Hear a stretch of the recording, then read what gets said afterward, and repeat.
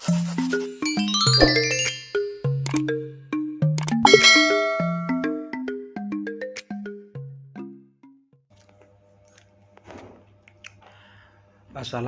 warahmatullahi wabarakatuh. Welcome back to my channel Guru Indonesia Jurnal.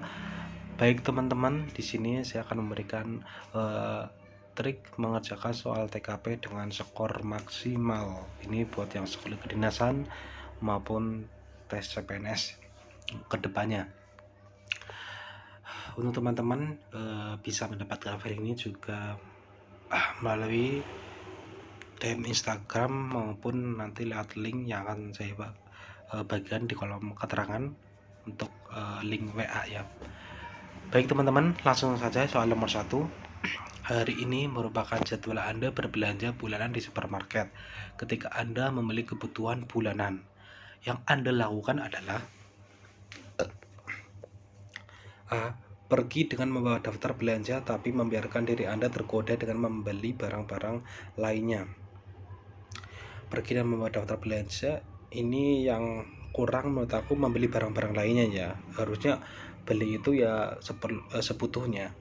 Yang ke B nanti kurang tepat ya. Yang B hanya membeli daftar barang-barang yang ada di dalam daftar belanja. Jika tidak begitu, tidak dapat mengontrol pengeluaran Anda. Ini B ya, lebih tepat banget ya, karena ini mengontrol diri ya, mengendalikan diri ini.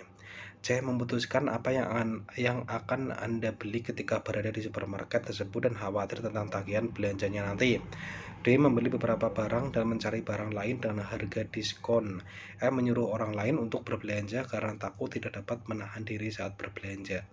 Jawabannya yang paling tepat adalah B. Hanya membeli daftar barang-barang yang di dalam daftar belanja. Jika tidak begitu, tidak dapat mengontrol pengeluaran Anda.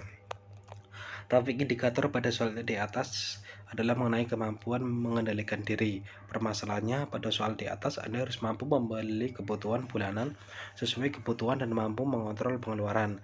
Jika jawaban yang skornya paling tinggi adalah B, hanya membeli daftar barang-barang yang ada di dalam daftar belanja. Jika tidak begitu, tidak dapat mengontrol pengeluaran Anda. Ini tentang sosial budaya ya teman-teman. Kemudian soal nomor 2. Pada akhir pesta, Anda kehilangan jas kesayangan Anda digantungkan jas yang disediakan. Maka ini sih harusnya jawabannya dia melapor ya, ini nggak boleh mengambil barang yang bukan miliknya ya. A.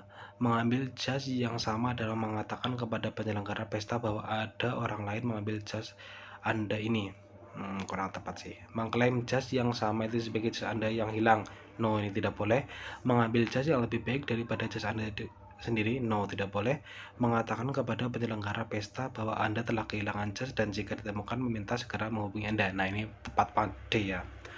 Memarahi penyelenggara pesta kenapa jas Anda bisa hilang di gantungan jas ini juga walah, tidak boleh ya. Tapi nggak sepenting.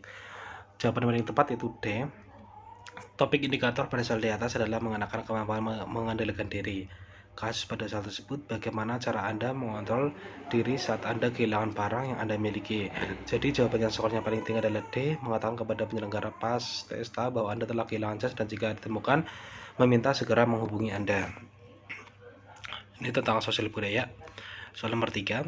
Apa pendapat Anda tentang marah? Marah itu buruk? Ini marah sebenarnya ya bisa baik bisa buruk ya, tergantung orang lainnya. Marah itu buruk, B. Marah itu buruk sekali, C. Marah itu tidak baik, D. Marah itu bisa baik bisa buruk, E. Marah itu tidak diperlukan. Jawabannya itu marah itu bisa baik bisa buruk, D ya. Topik indikator pada soal di atas adalah mengenai kemampuan mengendalikan diri berkaitan dengan sikap emosional. Bagi setiap manusia, emosional itu bisa mengantarkan pada kebaikan. Misal sikap emosional menumbuhkan rasa empati atau simpati. Sikap emosional juga bisa mengangkat seorang pada keburukan jika tidak mampu mengendalikannya. Jadi jawabannya skornya paling tinggi adalah D. Emosional bisa baik bisa buruk. Ini sosial budaya. Kemudian soal nomor 4. Seberapa jauh Anda akan mempertahankan prinsip yang ada pada diri Anda? A. Sampai itu membuat orang lain susah. No, ini tidak boleh. Sampai Anda mati, ya ini salah kaprah. C. Sampai Anda tidak tahan lagi dengan tekanan. No. sampai Anda dapat berkompromi dengan prinsip yang lainnya. Nah, ini D, ini sama, ini mengendalikan diri, ini D. Sampai orang lain mengatakan Anda tidak dapat bertahan dengan prinsip Anda lagi. No, jawabannya itu D, udah jelas banget. Teman-teman, ini jawabannya D ya, sampai Anda dapat berkompromi dengan prinsip yang lainnya. Topik indikator pada soal di atas mengenai kemampuan mengendalikan diri ya. Profesionalisme. Soal nomor 5. Suatu rapat yang akan Anda ikuti tidak dihadiri ketua, sehingga jalannya rapat menjadi tidak terarah. Sebagai wakil yang ditunjuk atasan, yang akan Anda lakukan adalah ini sih harusnya bisa mengkoordinir anggotanya ya, Coba kita lihat opsinya. A. Tetap menjalani rapat sesuai jadwal. Ya, bisa jadi ini mencatat semua hasil rapat dan melaporkan pada atasan. Bisa jadi memandu anggota. Nah, ini C, jawabannya udah jelas. C, memandu anggota rapat sesuai agenda yang dijadwalkan sehingga menghasilkan suatu keputusan yang diharapkan. D. Menjalankan tugas tersebut sebatas kemampuan dan kapasitas Anda. E. Memimpin rapat dengan penuh tanggung jawab. Ini tentang jejaring kerja ya. Topik indikator pada soal yang mengenai kemampuan menggerakkan dan mengkoordinir orang lain. Pada soal ini Anda diminta untuk mampu mengkoordinir sekelompok sehingga menghasilkan keputusan yang diharapkan. Jadi jawabannya sekurangnya penting adalah C. Memandu anggota rapat sesuai yang dijadwalkan. Soal nomor 6. Saya ditugaskan untuk memimpin tim kerja dengan batas waktu yang sangat ketat untuk menyelesaikan tugas yang cukup berat. Namun anggota tim terlihat tidak peduli dengan tugas yang diberikan atasan. Sikap saya A. Menyelesaikan tugas sendirian, ini salah ya. Membagi tugas secara adil dan memotivasi anggota untuk menyelesaikan tugas. Menasihati anggota agar sadar akan tugas yang diemban. D. Melaporkan para anggota kepada atasan agar diberi sanksi. E. Mengancam akan melarang anggota yang tidak serius bekerja menyelesaikan tugas. Ini jawabannya B ya, udah kelihatan membagi tugas secara adil dan memotivasi anggota untuk menyelesaikan tugas. Ini tentang jejaring kerja masih. Ini indikatornya mengenai kemampuan mengkoordinir orang lain ya. Soal nomor 7. Anda seorang anak didik yang tidak mampu membayar uang ujian. Karena hal tersebut saya pura-pura tidak mengetahui. Ini salah, merasa kasihan dan berusaha menghiburnya. Salah, menganggap hal itu sebagai hal biasa. Salah, membiarkan karena setiap orang memiliki masalah-masalah sendiri. No, ya juga tidak boleh lah. Mengkoordinir teman-teman untuk iuran guna membayar biaya dan saya ikut juga. Nah, ini bagus, ini sering kerja. Ini jawabannya udah jelas. Topik indikatornya mengenai kemampuan menggerakkan dan mengkoordinir orang lain. Pada saat tersebut Anda harus mampu mengkoordinir teman-teman dan siswa tersebut untuk iuran guna membantu membayar biaya siswa yang tidak mampu. Ini kamu juga ikut iuran ya. Jawabannya E. Soal nomor 8.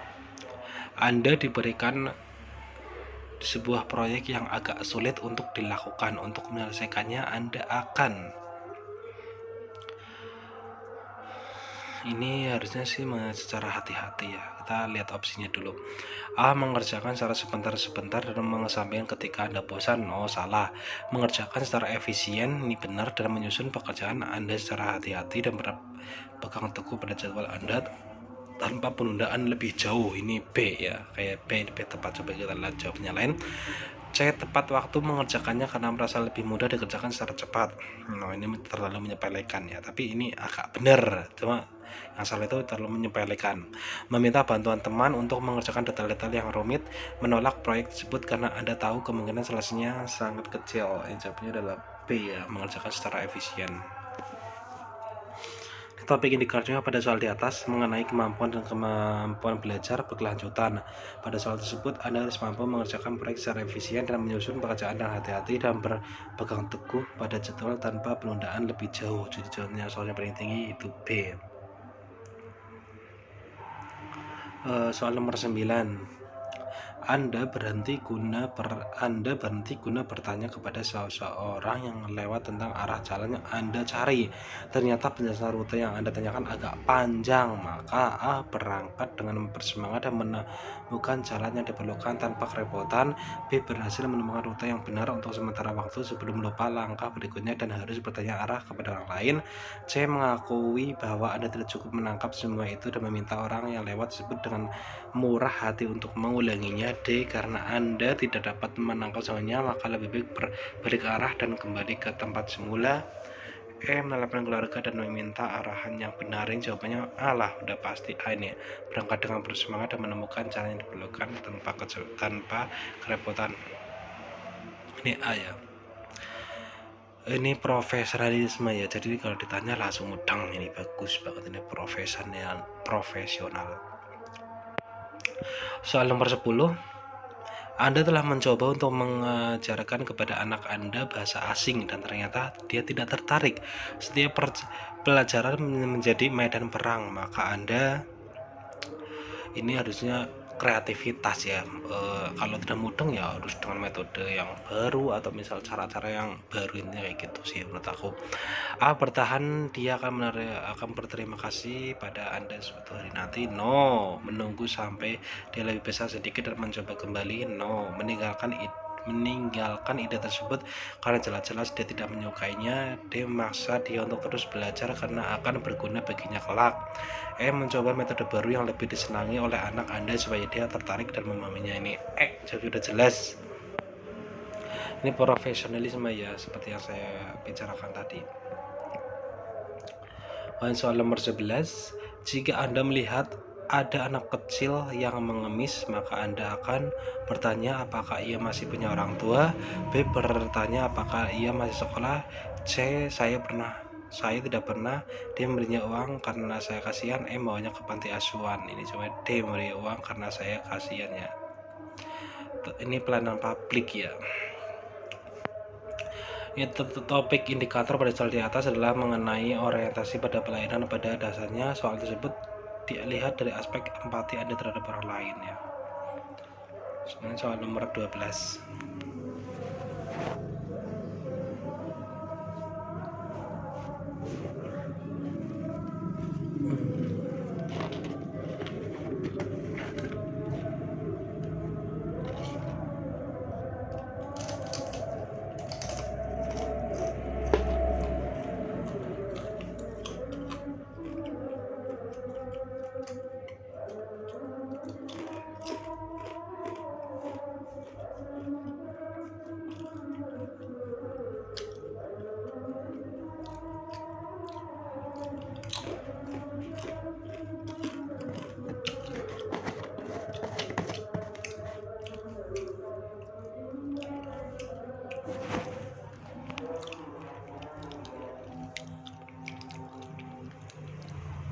Soal nomor 12,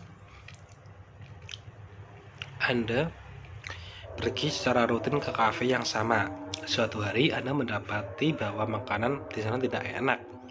Sikap Anda adalah harusnya komplain ini ya, karena nggak seperti biasanya. Kalau misalkan kita beli ke kafe harganya sama tapi rasanya beda ya, kita berhak komplain ini. A. menyatakan komplain dan memberi kesempatan untuk mencoba sekali lagi. B. memutuskan untuk tidak ke restoran itu lagi. B. salah, ini yang B. tetap terus makan walaupun rasanya tidak enak. No. memarahi manajer dan kokinya karena masakannya tidak enak, kurang etis. Meminta masakan pengganti yang rasanya lebih enak dibandingkan yang Anda makan. Jawabannya udah A, ini pasti. Menyatakan komplain dan memberi kesempatan untuk mencoba sekali lagi. Ini tentang pelayanan publik ya, pelayanan publik ini. Indikatornya mengenai orientasi pada pelayanan. Soal nomor 13, Anda membeli barang yang ternyata rusak dan membawanya kembali ke toko tersebut, tetapi petugas penjualannya tidak membantu. Maka ini harusnya komplain secara baik-baik ya. A. menghardik petugas. No, ini nggak usah dilanjutkan, udah pasti salah, ada kata menghardik ya. Yang B. memarahi. No, udah pasti salah. C. menyerah karena Anda tidak akan mendapatkan apapun. Ini juga nggak boleh dong, menyerah. Jadi D menemui manajer toko dan mengatakan bahwa Anda mendapatkan barang rusak ketika melihatnya. Nah, ini bagus, ini D. Pulang dan menulis no, jawabannya udah pasti D ya. Menemui manajer toko dan mengatakan bahwa Anda mendapati barang rusak ketika membelinya. Tentang pelayanan publik, indikatornya mengenai orientasi pada pelayanan. Soal nomor 14, ketika Anda berkunjung ke sebuah pusat perbelanjaan, Anda senang jika keadaannya sepi, diskonnya murah, suasananya bersih dan nyaman, para satpam dan petugas lainnya ramah, tempat ibadah dan toiletnya bersih dan memadai. Ini suasananya bersih dan nyaman, C. Topik indikatornya mengenai orientasi pada pelayanan, Anda harus memperhatikan kenyamanan dan kebersihan ketika berkunjung ke sebuah pusat perbelanjaan. Jadi jawabannya adalah C. Soal nomor 15, saat Anda memutuskan untuk membeli aksesoris, maka hal yang pertama kali Anda pikirkan adalah harganya murah, modelnya yang kekinian, coraknya yang unik, tidak ada, E, padanannya yang menarik. Ini jawabannya pasti B, modelnya yang kekinian. Berarti ini ibaratnya dapat menyesuaikan diri ya, teknologi informasi. Pasti yang kekinian dong. Topik indikator mengenai kreativitas dan inovasi ya. Soal nomor 16,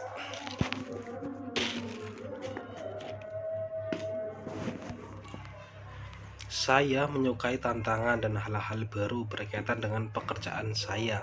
Hal yang harus saya lakukan adalah selalu meluangkan waktu untuk belajar informasi terbaru baik dari buku maupun internet. Wow, ini pasti jawabannya A, udah pasti ya.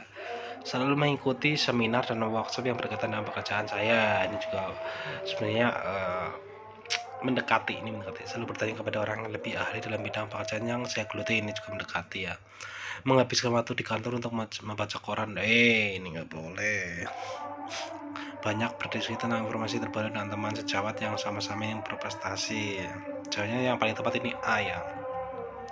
Ini teknologi informasi, indikatornya mengenai kemauan dan kemampuan belajar berkelanjutan. Soal nomor 17, suatu pagi atasan Anda membagikan tugas yang mendesak, maka A, memprioritaskan konsentrasi sebenarnya pada suatu tugas dan mencatat metode penyelesaian walaupun tidak tuntas nih belum ya. Beralih terus-menerus dari satu tugas ke tugas yang lainnya karena banyak tugas membuat Anda tidak dapat fokus mengerjakan tugas. Saya mencoba mengatasi masalah-masalah yang berbeda secara bergiliran dan berkonsentrasi menyelesaikan tugas tersebut. D ini ya. Ini D. Mana yang prioritas dulu ya, ini yang D. Profesionalisme ya. Soal nomor 18, setengah jam dalam rapat yang biasa dilakukan dengan rekan-rekan kerja, Anda diberi pertanyaan, maka Anda meminta untuk mengulangi pertanyaan tersebut karena Anda tidak mendengar sepenuhnya. No, menjawab pertanyaan yang setengah Anda dengar tersebut. Memulai sebuah jawaban yang secara langsung berkaitan dengan topik persoalan. Ini C ya, jelas memulai secara langsung berkaitan dengan topik persoalan ini C.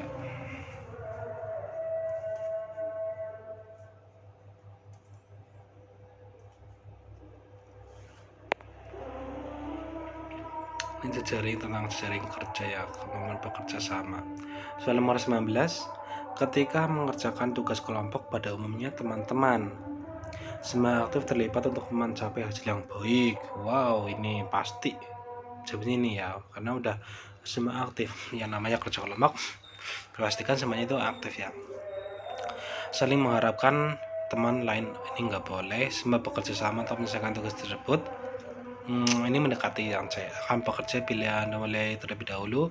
No, tidak semuanya untuk menyelesaikan tugas. Jawabannya A ya, semua aktif terlibat untuk mencapai hasil yang baik.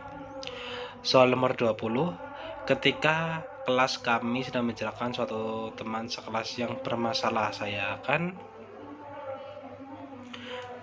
ini berarti kita aktif ya, bisa mengusulkan atau bisa kita punya ide ya. A, membicarakan dengan teman dekat kemungkinan terbaik. mengajak teman-teman mempertimbangkan suatu tindakan tertentu, meyakinkan teman-teman akan pernah dilakukan suatu tindakan, mengajukan unsur alternatif tindakan yang tepat, menyetujui apa sih menjadi keputusan.